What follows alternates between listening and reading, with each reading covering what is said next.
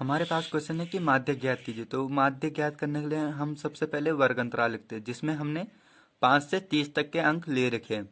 फिर आवर्ती लिखी जाती है, जिसमें 5, 3, 2, 3, 6। तो ये हमारा क्वेश्चन है। तो अब हम इसे सॉल्व करेंगे। तो सबसे पहले हम इसकी तालिका बनाएंगे। जैसे कि क्वेश्चन पेपर में दे रखा है, हमें माध्य ज्ञात करने के लिए इनको नीचे की क्रम में लिखना पड़ता है। इसमें एक और डिब्बा बनता है एक्स आई, और आवर्ती को एफ बी कहते हैं अगर हम लघुरीति के द्वारा निकाले तो एक्स आई में हमें कुछ नहीं करना पड़ता। इसमें जो वर्ग अंतराल है उसके जो अंक है उन्हें जोड़ना पड़ता है। जैसे 10 और 5 कितना होता है 15, और 15 का आधा कितना होगा 7.50। लेकिन हम 7.50 नहीं लिखते, हमें केवल 7.5 लिखना है।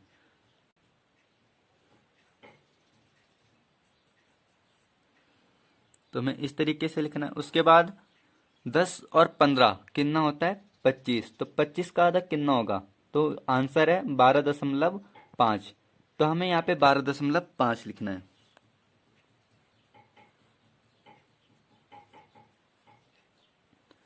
तो उसी तरीके से हमें औरों को भी सोल्व करना है। जैसे 15 और 20 कितना होता है 35। तो 35 का आधा कितना होगा, तो आंसर है 34.5। ओ सॉरी, 34.5 नहीं, 17.5। तो हमें यहाँ पे 17.5 लिखना है।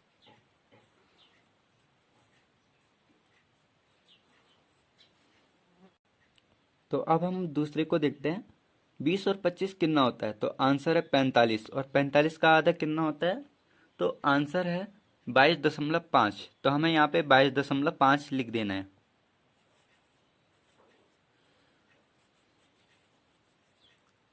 तो उसके बाद लास्ट वाला बचा है। तो 25 और 30 कितना होता है, तो आंसर है 55। तो 55 का आधा कितना होता है, तो आंसर है 27.5। तो हमें यहाँ पे 27.5 लिख देना है।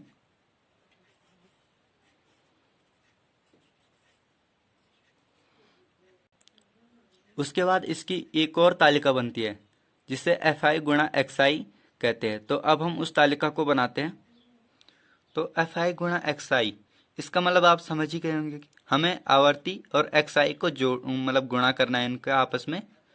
तो 7.5 को 5 से गुणा करने में जो हमारा आंसर निकलेगा वो 37.5 निकलेगा। तो हमें एफ आई गुणा एक्स आई के जो कॉलम है उसमें 37.5 लिख देना है।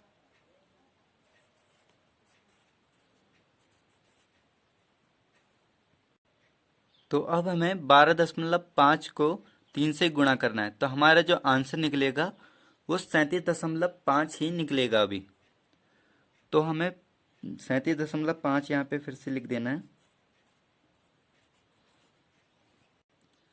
उसके बाद 17.5 की गुणा हमें 2 से करनी है। तो हमारा जो आंसर होगा वो 35.3 निकल जाएगा। तो हमें वहाँ पे 35.3 लिख देना है। उसके बाद 22.5 को 3 से गुणा करेंगे तो हमारा आंसर क्या निकलेगा, तो आंसर है 67.5। तो हम यहाँ पे 67.5 लिख देंगे।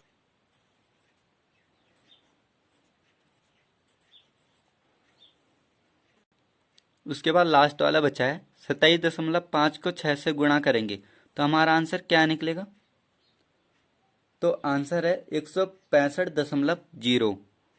तो हमें इसे 165.0 को 67.5 के नीचे लिख देना है। इसके बाद एक और तालिका बनती है, मतलब कॉलम बनता है, जिसमें सी एफ लिखा जाता है। तो जो सी एफ है वो आवर्ती को नीचे की ओर जोड़ने से निकलता है। जैसे कि हमें सबसे पहले 6 लिखना है।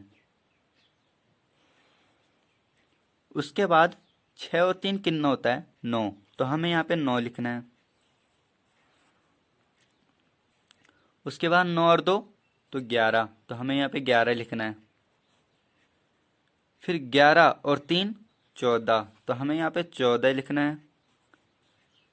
फिर 14 और 5 कितना होता है, तो 19। तो हमें यहाँ पे 19 लिख देना है। तो ये हमारा सी एफ भी निकल जाएगा। उसके बाद हमें एन बराबर लिखना है। तो एन होता है आवर्ती के यहाँ पे। तो जो एन है वो हमारे क्या निकलता है, वो है 19। तो हमें यहाँ पे 19 लिखना है। फिर हमें एफ आई गुणा एक्स आई, इनको जो टोटल जोड़ के आ रहा है हमें उसे लिखना है। तो जो एफ आई गुणा एक्स आई है उसे टोटल जोड़कर 342.8 आ रहा है, तो हमें उसे वहां पे लिख देना है।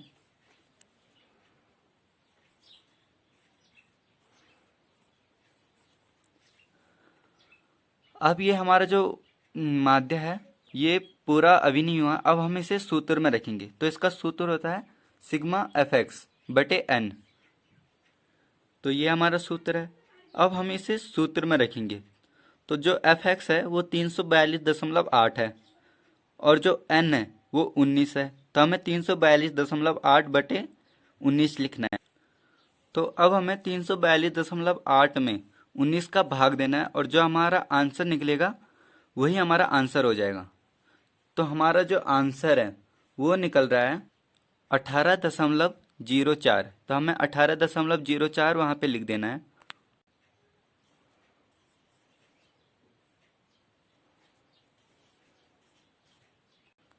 और इतने में जो हमारा क्वेश्चन है माध्य ज्ञात करने वाला ये हमारा पूरा सही हो जाएगा।